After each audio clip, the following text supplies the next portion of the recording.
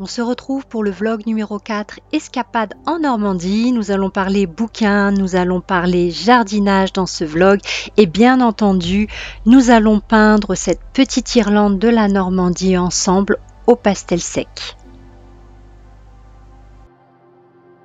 Bonjour et bienvenue sur ma chaîne L'Art du Pastel by Esté. Je suis heureuse de vous retrouver comme à chaque vidéo. On continue bien entendu mon escapade en Normandie et dans cette vidéo, on va faire un tuto d'un joli paysage. Je vous montre un peu ici ce que ça donne et on va le regarder, on va le faire ensemble. Ça faisait longtemps que j'avais pas fait de face caméra. C'est l'occasion aussi de vous parler de mon escapade aujourd'hui. C'est vrai que j'ai fait beaucoup de vidéos, de photos, etc. que j'ai pas encore partagé avec vous. J'ai vraiment du mal en ce moment à garder un rythme régulier. C'est vrai, je sais pas si c'est les jours fériés qui coupent le rythme ou si c'est les beaux jours tout simplement qui nous donnent pas forcément envie de rester enfermés. Mais j'ai beaucoup de choses à partager avec vous et j'espère en tout cas que ça va vous plaire. Alors, durant mon escapade en Normandie, que j'ai partagé un peu avec vous sur Instagram pour ceux qui me suivent sur ce réseau social, et j'ai fait un short, je crois, dernièrement vidéo. Ouais, j'aime beaucoup peindre la mer et tous les points d'eau. Donc effectivement, je suis obligée de quitter Paris si je souhaite peindre la mer. Et je sais pas, c'est un sujet qui m'inspire, qui me repose. Ça me fait du bien. Tout ce qui est points d'eau et autres, ça m'a toujours reposé. Donc c'est avec un grand plaisir que on va peindre aujourd'hui une marine et un paysage avec de la verdure. J'ai découvert énormément d'endroits. Je pensais connaître la Normandie et finalement il y a beaucoup d'endroits que je ne connaissais pas, que je vais partager bien entendu dans les prochains vlogs et qu'on va peindre aussi ensemble. Et alors j'ai plein de vidéos, c'est pas mais ce qui me prend le plus de temps finalement, c'est le montage vidéo et j'ai du mal. J'ai du mal en ce moment à garder un rythme pour le montage vidéo parce que quand on fait un montage vidéo, on est forcément enfermé. Et c'est une des raisons pour lesquelles je vous vois tous les 15 jours en ce moment parce que j'ai plein de projets aussi en parallèle dont je vous parlerai bien entendu plus tard. Et voilà, j'ai un peu de mal. Je sais pas s'il y a que moi. N'hésitez pas à me dire en commentaire comment vous fonctionnez. Est-ce que vous aussi vous avez du mal à garder un rythme en ce moment, surtout avec les jours fériés qui ont tendance à casser le rythme. Et en ce moment, je m'occupe beaucoup de mon jardin et c'est vrai que ça me inspire aussi beaucoup les fleurs, la verdure. C'est un sujet, je pense que je vais commencer à explorer un petit peu plus en profondeur. C'est un sujet qui m'intéresse. Alors pour ceux qui me découvrent sur la chaîne, je suis paysagiste et j'aime les marines aussi. J'aime peindre les marines au pastel sec et aux techniques mixtes. Et les fleurs, c'est pas un sujet en fait que je pourrais pas dire que je maîtrise parce que je peins pas suffisamment de fleurs pour pouvoir maîtriser ce sujet et c'est quelque chose que je pense approfondir. J'ai découvert d'ailleurs quelques ouvrages que je vous partagerai prochainement, pareil sur les prochains vlogs, toujours sur l'escapade en Normandie. Et donc en ce moment je bouquine pas mal sur ce sujet-là. N'hésitez pas à me dire en commentaire si c'est un sujet qui vous intéresse et que vous souhaiteriez que je partage avec vous sur cette chaîne. Ensemble, je vous fais une petite introduction sur l'escapade comme d'habitude. J'espère que ça va vous plaire. N'hésitez pas à liker, ça fait toujours plaisir. Je vous rappelle que je partage gratuitement sur cette chaîne et à vous abonner, c'est gratuit. Ça vous permettra d'être notifié des prochaines vidéos. En attendant, sinon, effectivement, cette vidéo risque de faire 5 heures. Donc, on y va. On va peindre ensemble. Je vous fais une petite